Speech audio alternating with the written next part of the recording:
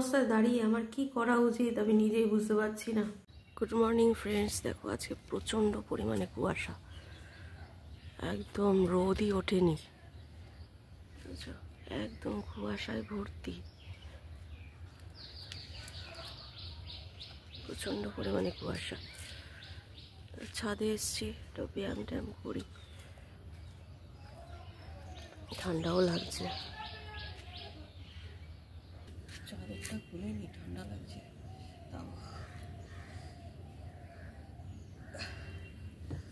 চাদর পরে কি আর ব্যায়াম করা যায়?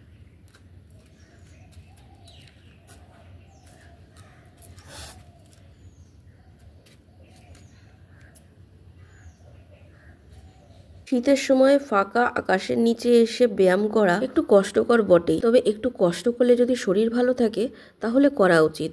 শুধু শীতের সময় না, শীত বলো গ্রীষ্ম বলো, সবসময় কিন্তু শরীর চর্চাটা আমাদের করা উচিত। আসলে কি বলতো, আমাদের এক একটা অজুহাত চাই। গরমের সময় আসলে তখন মনে হবে দূর গরম পড়ে গেছে, এই গরমের মধ্যে কে করবে ব্যায়াম। আবার শীতের সময় আসলে তখন আমাদের অলসতা লাগে, বিছানা ছেড়ে উঠতে ইচ্ছা করে না। আসলে আমরা নিজেদের শরীরকে এত বেশি ভালোবাসি যে কষ্টই দিতে চাই না। তবে এই কষ্টটাই যে কতটা লাভদায়ক সেটা আমরা বুঝি না, বা জেনে শুনেও না বোঝার ভান করি। বেশ কিছুক্ষণ ব্যায়াম করে হাঁটাচলা করে তারপরে একটু সূর্য প্রণাম করলাম। দেখো স্লিপ খাচ্ছে, ওই জন্য ব্যালেন্স পাচ্ছিলাম না। তো যাই হোক, তারপরে কোনো রকমে ব্যালেন্স করে করলাম।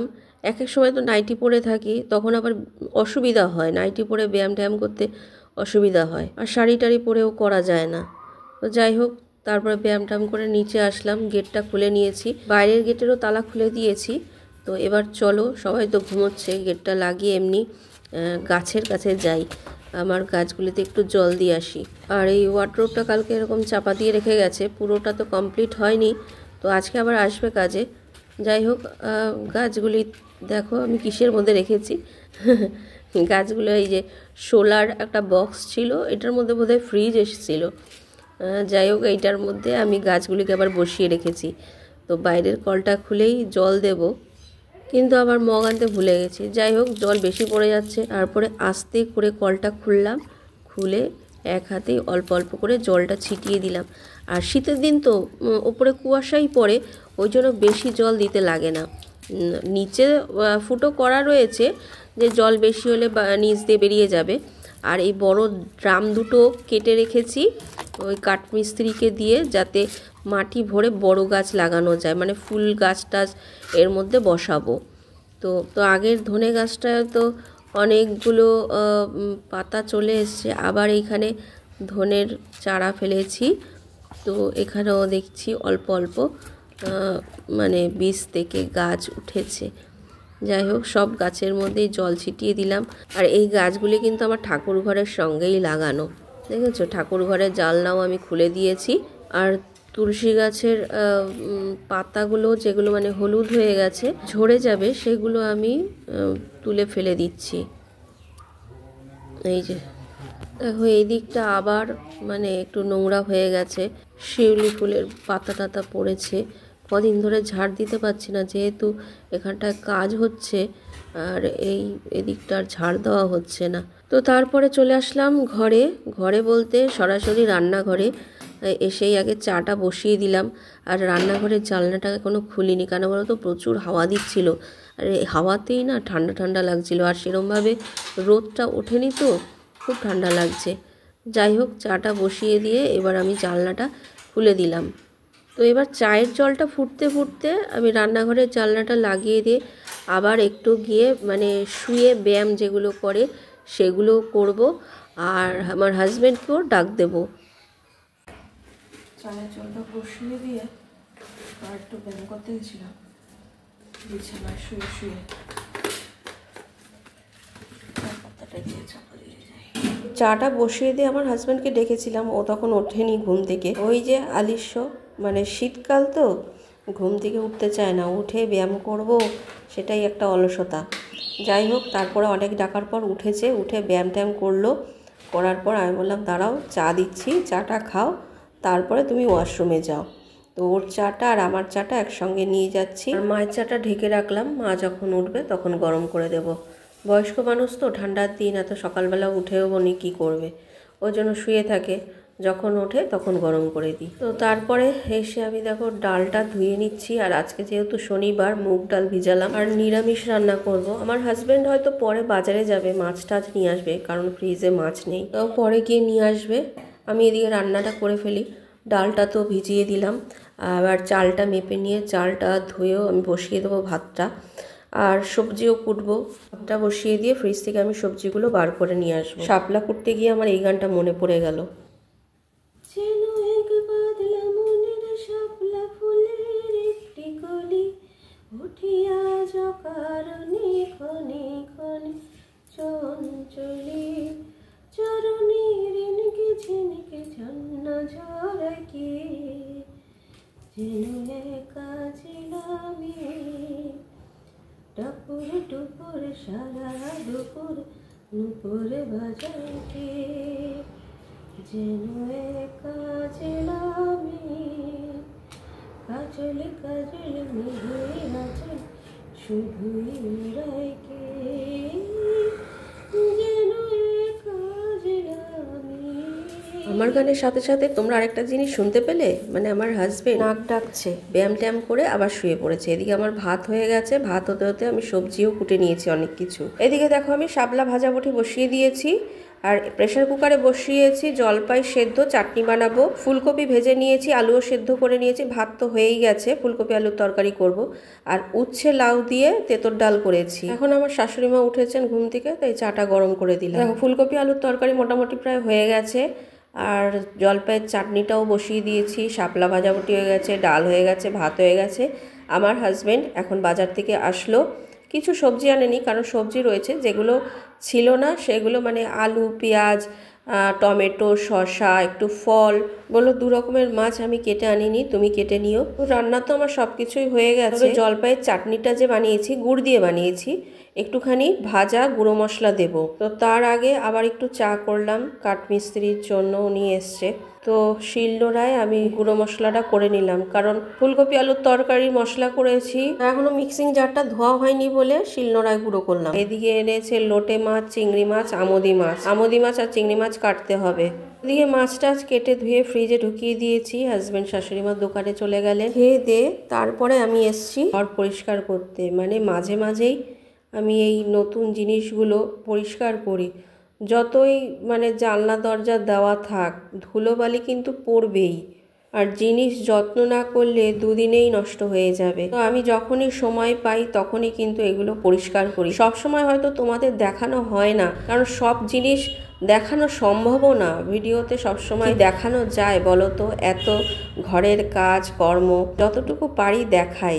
তো আমি ঘরটার ঝাড় দিয়ে একবারে ঘর মুছে ফ্যানটা চালিয়ে দিয়েছিলাম সব ঘরেই, তারপরে কেচে ধুয়ে কটা পাপোশও ধুয়ে নিয়েছি, ধুয়ে আমি ছাদে মেলে দিয়ে আসলাম। তারপরে এসে পুজো করতে বসবো। দেখো একটা প্রজাপতি ঢুকেছে ঠাকুর ঘরে, এটা ঠাকুর ঘরে ছিল না, এটা ছিল সোনুদের ঘরে। সোনুদের ঘরে 2টো প্রজাপতি ঢুকেছিল, ও আবার একটা বার করে দিয়েছিল, আজকে দেখি এটা ঠাকুর ঘরে ঢুকেছে। এদিকে মায়ের ঘরে ওয়ার্ড্রোবটা হয়ে গেছে প্রায়, এটা সানমাইকাল লাগাতে হবে, চাপা দিয়ে রেখেছে। আর একটা ড্রেসিং টেবিল প্লাস শোকেস, ওটাও বানাচ্ছে। আর ওই দেখো, দেখতে পেয়েছো আমাদের মিনি আমাদের ভাড়া বাড়িতে বসে আছে, ও ভাবছে বোধহয় ওইখানে আমরা এখনও রয়েছি। যাই হোক, বলতে বলতে আমার এদিকে পুজো করাও হয়ে গেছে, এখন যাই লাঞ্চটা করে নিই। দেখো ফ্রেন্ডস, সন্ধে টন্ধে দিয়ে মুখে একটু মেকআপ করে দেখছিলাম, তো প্রোডাক্টগুলো তো নিয়েছি অনলাইন থেকে, ভালো করে বিয়ের দিনকারে করলেই তো হলো না, যে কিভাবে করবো, আগে তো একটু প্র্যাকটিস করতে হবে। ওই জন্য মেকআপগুলো মেখে একটু দেখছিলাম যে পারি নাকি।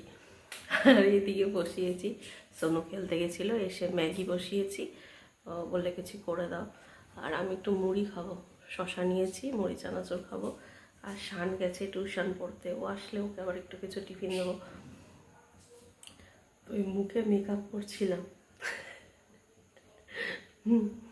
কিরকম কি হবে না হবে সেদিন, মানে হুট করে করতে পারবো কি না, ওই জন্য একটুখানি করে দেখছিলাম। মুড়ি খেলাম, লঙ্কা খেয়েছি, চোখ দিয়ে জল বেরিয়ে গেছে, তো ঝাল।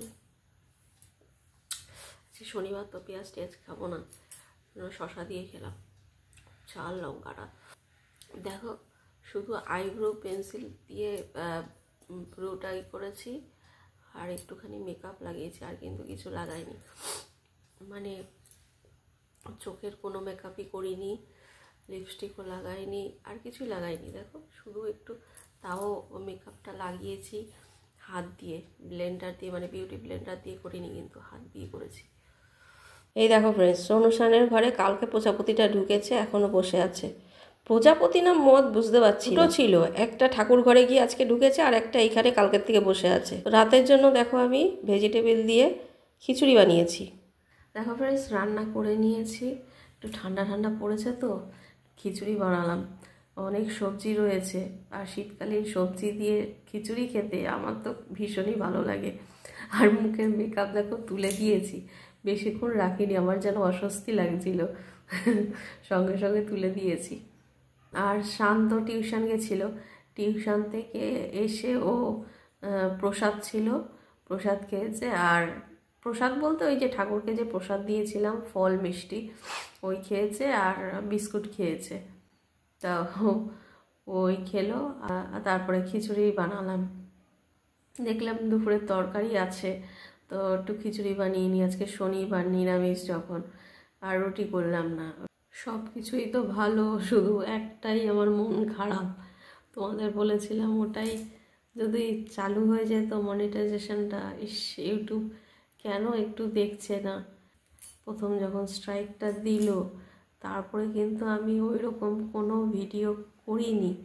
তাও সত্য, তারা সেই পুরনো মানে আগের ভিডিও দিয়ে তারা স্ট্রাইক ফেলে মনিটাইজেশনটা বন্ধ করে দিল।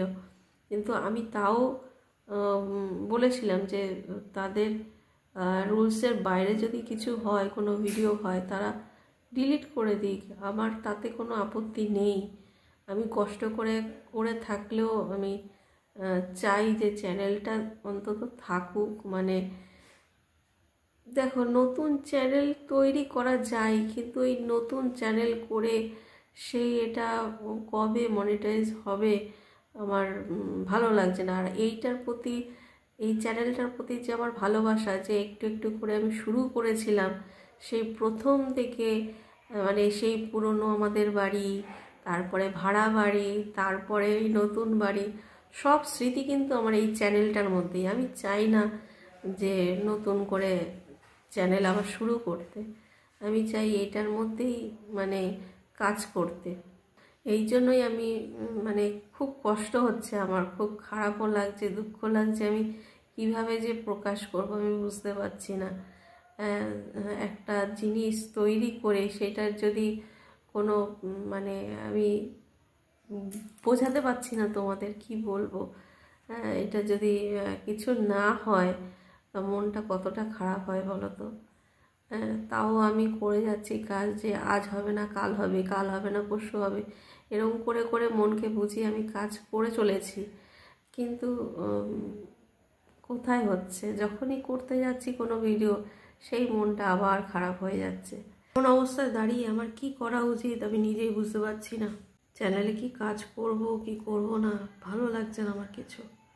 তো ঠিক আছে ফ্রেন্ডস, আজকের মতো এখানেই শেষ করছি ভিডিওটা।